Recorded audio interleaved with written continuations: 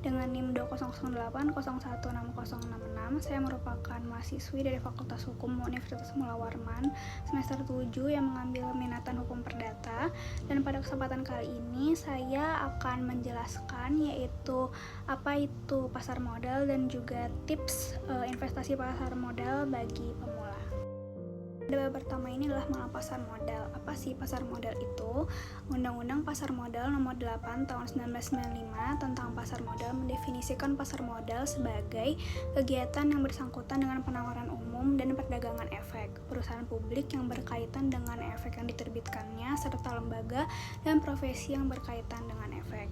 Pasar modal mengacu pada kegiatan yang mengumpulkan dana dari beberapa pihak dan membuatnya tersedia untuk pihak lain yang membutuhkan dana.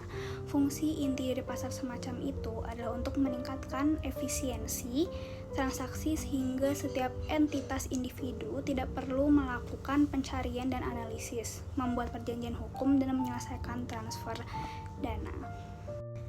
Instrumen keuangan yang diperdagangkan di pasar modal merupakan instrumen jangka panjang, jangka tahun lebih dari 1 tahun seperti saham, obligasi, waran, right, reksadana, dan berbagai instrumen derivatif seperti option, futures, dan lain-lain. Pasar modal memiliki peran penting bagi perekonomian suatu negara karena pasar modal menjalankan dua fungsi, yaitu yang pertama sebagai sarana bagi pendanaan usaha atau sebagai sarana bagi perusahaan untuk mendapatkan dana dari masyarakat pemodal atau investor. Dana yang diperoleh dari pasar modal dapat digunakan untuk pengembangan usaha, ekspansi, penambahan modal kerja, dan lain-lain. Kedua, pasar modal menjadi sarana bagi masyarakat untuk berinvestasi pada instrumen keuangan seperti saham, obligasi, reksadana, dan lain-lain. Jadi sekarang kita masuk ke bagian kedua, yaitu beberapa tips investasi pasar modal untuk pemula. Yang pertama, tentukan tujuan investasi secara spesifik. Sebelum mulai investasi, pikirkan dulu tujuan investasi kita, yaitu apa untuk kebutuhan jangka pendek, jangka menengah, atau jangka panjang. Selain itu juga kita harus mempertimbangkan selera resiko kita. Yang kedua, pelajari instrumen investasi. Pahami instrumen investasi yang ingin kita pilih, yaitu saham, reksadana, atau obligasi. Pilihlah instrumen investasi yang sesuai dengan profil resiko dan tujuan investasi kita.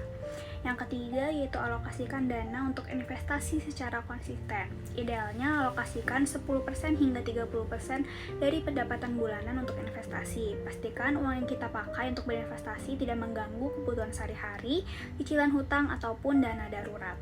Nah, keempat, diversifikasikan investasi. Jangan masukkan seluruh modal kita dalam satu investasi saja. Alokasikan dana kita di beberapa investasi. Diversifikasi yang kita lakukan melindungi kita dari risiko kerugian yang besar. Yang kelima, pilihlah perusahaan sekuritas yang tepat. Pilihlah perusahaan sekuritas yang terpercaya dan memiliki reputasi yang baik.